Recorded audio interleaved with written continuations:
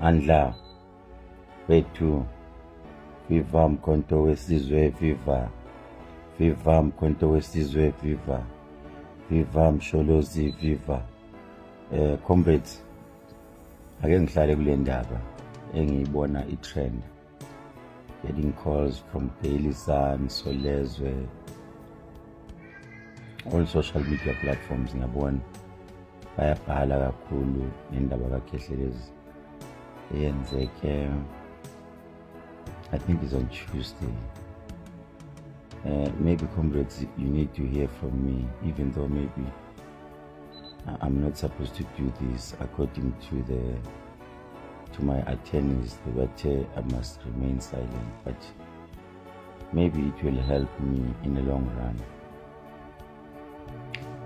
Most people have a belief yokuthi ngisejele ngiboshiwe, abanye bayangibona ngiyahamba, but still abakholwa even though bengibona ngihamba. Comrades, angiboshwanga ngaphandle ngikhona, but the incident did happen. The incident did happen. The question will be, will you plead guilty or not guilty? I will say to the magistrate, I'm not guilty, but I was driving at a higher speed. But there is a reason for me to do that. Daddy. So maybe as time goes on, maybe we'll have to analyze this, because it cannot be a coincidence yokuthi manje kube nemoto okuthiwa imalapho ukhishwa ibhamu. Mangithi ngiyabuka ngiwazi lamadoda athola imoto, but there by I think ngaseGaleria, maybe yofanele before bangicharge kodlala amakhamera ngakhona, ngisuka ngiyabaleka strong, because I thought ngihamba ngemoto abangayazi.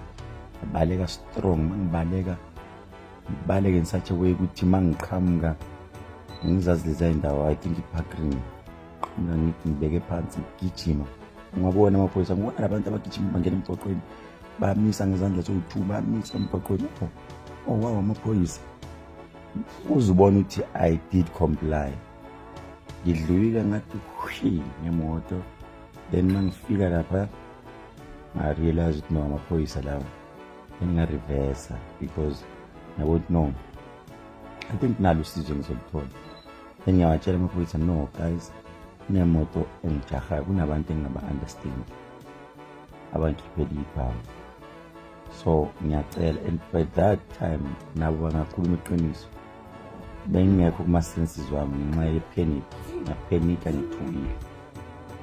Ngaphenika ngithukile strong, ngithi ngiyacela, and basho ukuthi bane-attitude ngendlela benza ngakhona.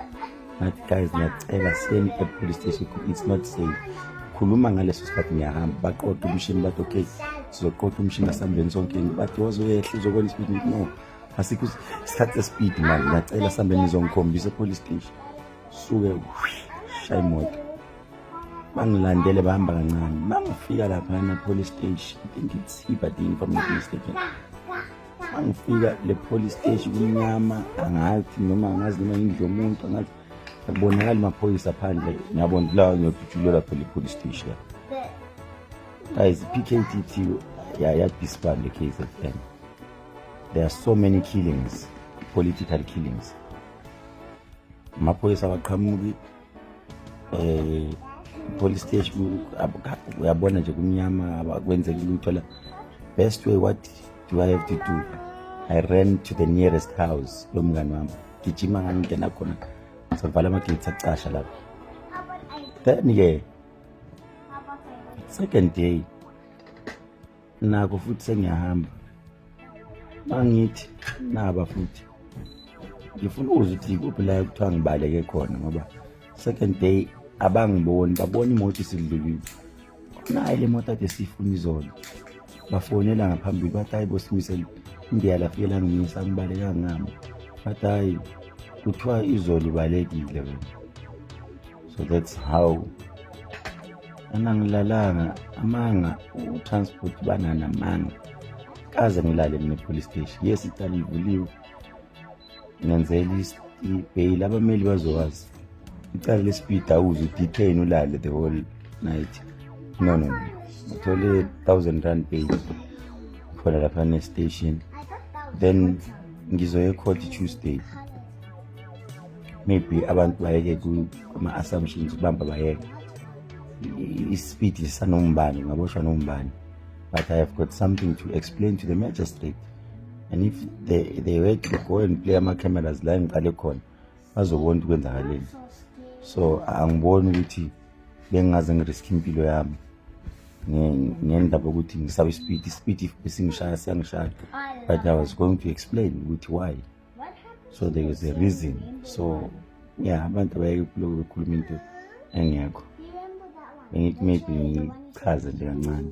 Abafisa ukusupport abawusupport nganto, labangafisi it's fine. We always support thina uma kunenkinga. But yeah, I think that's it. Namhlanje abantu full understanding kwenzakalani. Yabonga.